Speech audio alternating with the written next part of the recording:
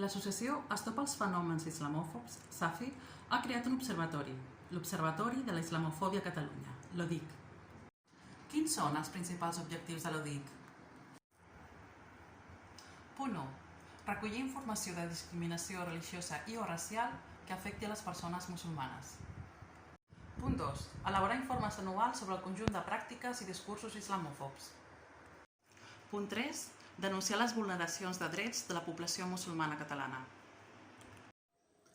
Per què és necessari un observatori de la islamofòbia? Doncs per donar visibilitat a les discriminacions islamòfobes en territori català i poder lluitar contra la vulneració de drets d'una part de la ciutadania catalana. Us convidem al nostre projecte.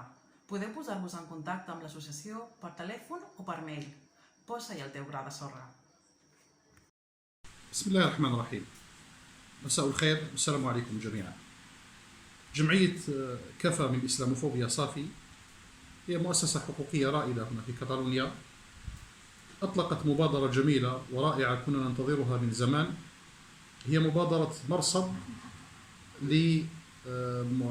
مرصد لمكافحة الإسلاموفوبيا في كاتالونيا.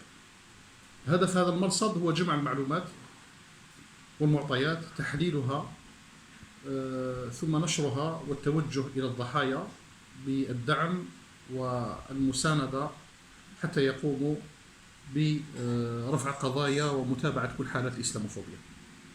دورنا جميعا كمسلمين مواطنين في هذه المقاطعة مع تنامي هذه الظاهرة، ظاهرة الإسلاموفوبيا، أن نقف جميعا يدا واحدة مع هذا المرصد.